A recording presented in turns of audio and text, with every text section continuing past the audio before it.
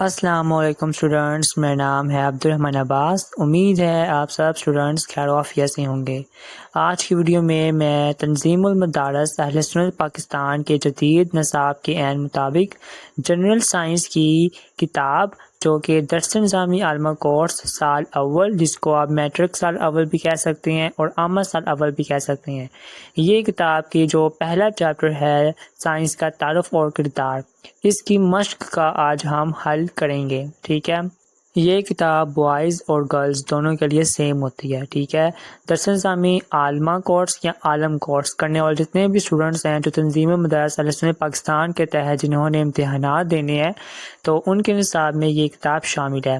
جامعہ سیدہ خاتون جنت نے آپ سب اسٹوڈنٹس کی آسانی کے لیے رہنما کتاب جو ہے وہ شائع کر دی ہے۔ آپ جامعہ سیدہ خاتون جنت کی ڈیجیٹل لائبریریز میں جا کر بھی اس کو ریڈ کر سکتے ہیں، ویو کر سکتے ہیں، اور آج آپ کو میں یوٹیوب پر بھی اس کے متعلق گائیڈ دے رہا ہوں۔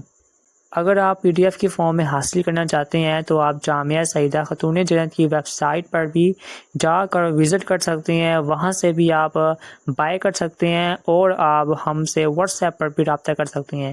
اس کی فیس 500 روپے ہے اگر آپ ہم سے پی ڈی ایف میں لینا چاہتے ہیں۔ آن لائن پڑھنے کے لیے آپ کو ڈیجیٹل لائبریری جامعہ سیدہ خاتون جنت میں بھی مل جائے گی آن لائن ریڈ کرنے کے لیے، اور آج میں آپ کو یوٹیوب پر بھی شو کر رہا ہوں تاکہ آپ اپنے امتحانات کی تیاری کرنے کے لیے اور جو نیا سال شروع ہوا ہے درس نظامی کورس کا، اس میں بھی آپ بھرپور اچھی تیاری کر کے اعلیٰ ترین نمبر حاصل کر سکیں۔ سٹارٹ کرنے سے پہلے میری آپ تمام اسٹوڈنٹ سے، دیکھنے والوں سے درخواست ہے کہ جامعہ سیدہ خاتون جنت کے آفیشیل یوٹیوب چینل کو سبسکرائب کر دیں، اس ویڈیو کو لائک کر دیں، شیئر کر دیں۔ تو آئیں اس چیپٹر کو حل کرنا شروع کرتے ہیں۔ میں نے آپ کے سامنے جنرل سائنس رہنما کتاب کا چیپٹر نمبر 1 سائنس کا تعارف اور کردار اوپن کیا ہوا ہے، تو اسکرین پر آپ کو خالی جگہ نظر آ رہی ہوں گی۔ ہم ایک ایک کر کے پڑھتے ہیں اور جو اس کا کریکٹ آنسر ہے وہ بھی میں آپ کو پڑھ کے بتاتا ہوں۔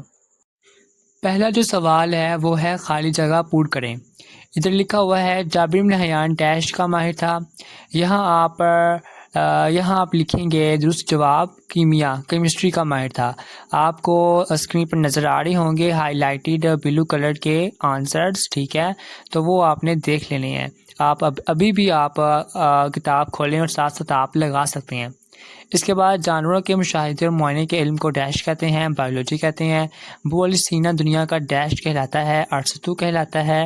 نمبر 4 پر ہے زندگی کی ابتدا ڈیش سے ہوئی۔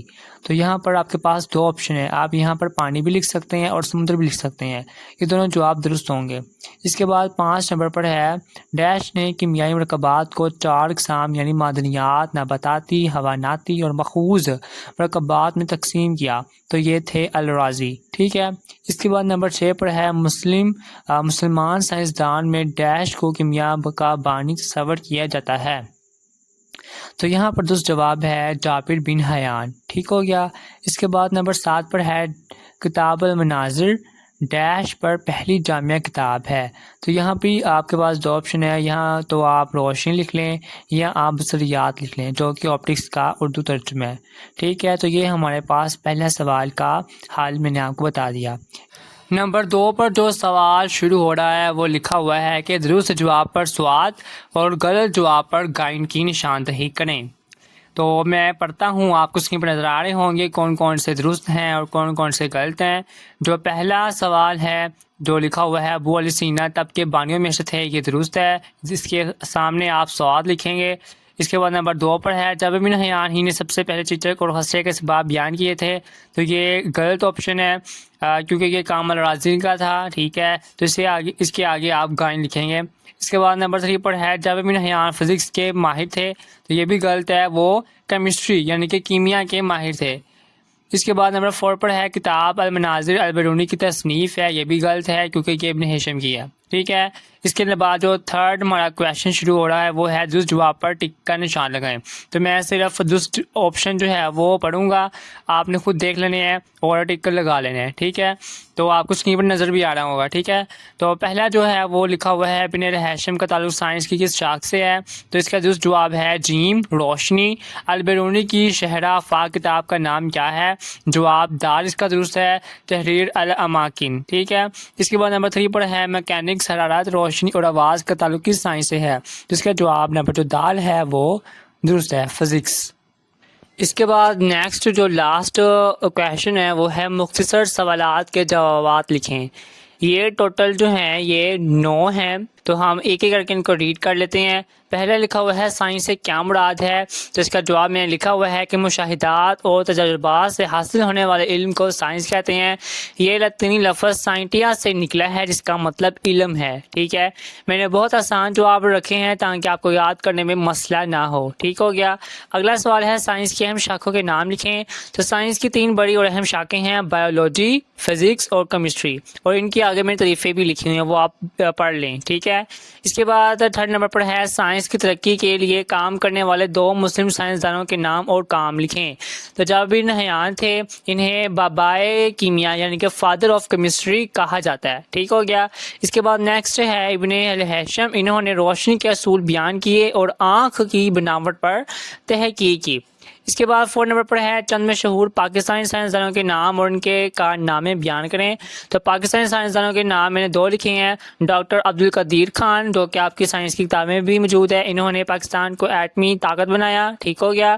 اس کے بعد ڈاکٹر عبدالاسلام ہے، انہوں نے فزکس میں نوبل انعام حاصل کیا ہوا ہے، ماشاءاللہ۔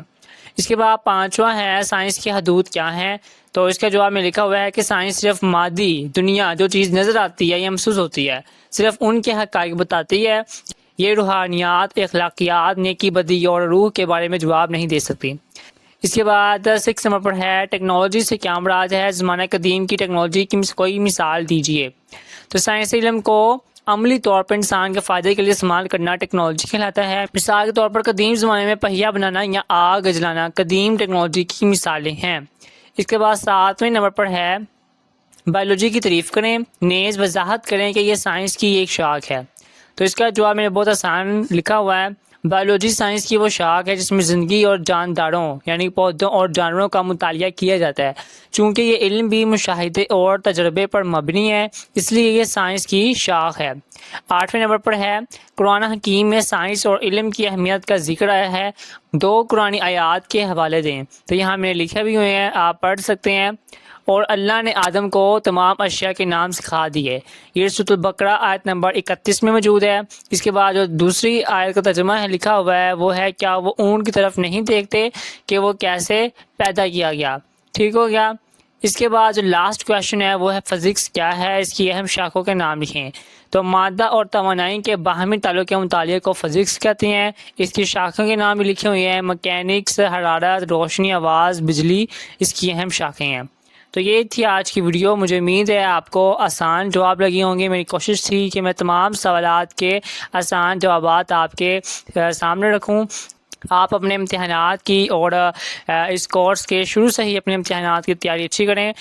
اور اگر آپ کو یہ ویڈیو اچھی لگی ہو تو آپ سے درخواست ہے کہ جامعہ سعیدہ خاتون جنت کے آفیشیل یوٹیوب چینل کو سبسکرائب کریں، لائک کریں، شیئر کریں اس ویڈیو کو، اور مجھے اپنی دعاؤں میں یاد رکھیے گا۔ اللہ حافظ۔